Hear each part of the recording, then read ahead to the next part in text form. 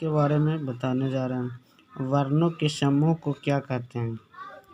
वर्णमाला कहते हैं। उत्तर में वर्णमाला कहते हैं।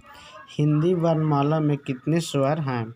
हिंदी वर्णमाला में कितने स्वर हैं? तो उत्तर में 11। अगला प्रश्न है, हिंदी वर्णमाला में व्यंजनों की संख्या कितनी है? हिंदी वर्णमाला में व्यंजनों की संख्या 33 है। अगला प्रश्न है, हिंदी वर्णमाला में कुल कितने वर्ण हैं? 49 में 49 है। अगला प्रश्न है, शब्द किसे कहते हैं? अब वर्णों के सार्थक समूह को शब्द कहते हैं। अगला प्रश्न, जिसका नाश न हो भाषाई दृष्टि से उसे क्या कहते हैं?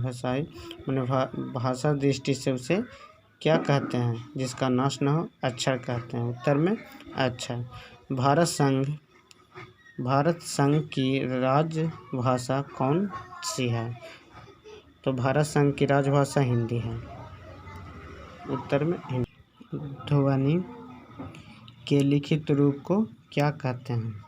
तो वर्ण कहते हैं। अपनी भाषा को दूसरे तक पहुंचाने के माध्यम को क्या कहते हैं? तो भाषा कहते हैं। अगला प्रश्न, ध्वनियाँ प्रतीक है मौखिक रूप की और लिखित रूप की, दोनों की। अगला प्रश्न है, मातृभाषा एक ऐसी भाषा है जिसके माध्यम से हम अपने में किसको बड़ी सहजता से प्रकट कर सकते हैं? तो भावों और विचारों को, दोनों को प्रकट कर सकते हैं।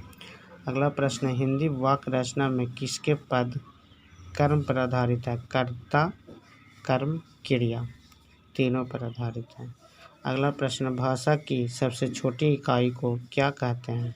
वर्ण कहते हैं। सबसे छोटी इकाई को, भाषा की सबसे छोटी इकाई को वर्ण कहते हैं। अगला प्रश्न है, संज्ञानात्मक विकास के सामाजिक सांस्कृतिक सिद्धांत के प्रतिपादन किसने किया है? वाइगोत्स्की ने। अब अगला प्रश्न, जन्म के समय शिशु असामाजिक होता है और सामाजिक होता है, दोनों होता है। स्वर्ण आयु गोल्डन एज किसको कहा जाता है? किशोरावस्था को कहा जाता है। अगला प्रश्न, बाल्यावस्था का प्रारंभ होता है स्टार्टिंग होता है। बाल्यावस्था का